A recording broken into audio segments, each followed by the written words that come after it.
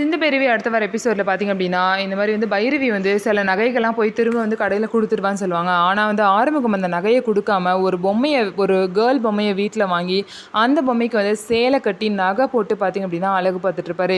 ஆனால் பைரவி அந்த பொம்மையை வந்து பார்த்துட்டு நகையை திரும்ப கொடுக்காம என்ன பொம்மையை போட்டு அழகு பார்த்துட்ருக்கா அப்படின்னு சொல்லிட்டு கேட்பாங்க. எனது பொம்மையா, இது என் பொண்டாட்டி அப்படின்னு சொல்லிட்டு ஆறுமுகம் வந்து சொல்வார்.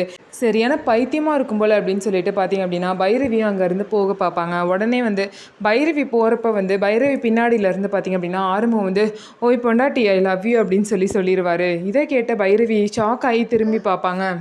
உடனே அப்படியே மாற்றி பொம்மைக்கிட்ட பேசுகிற மாதிரி ஆறுமுகம் வந்து பேசுவார். உடனே ஆறுமுகம் பார்த்திங்க அப்படின்னா பொம்மையை பார்த்து நான் தான் உனக்கு ஐ லவ் யூ சொல்கிறேன், நீ எனக்கு சொல்லவே மாட்டியே அப்படின்னு சொல்லிட்டு பைரவியை கேட்குற மாதிரியே பொம்மையை பார்த்து கேட்பாரு.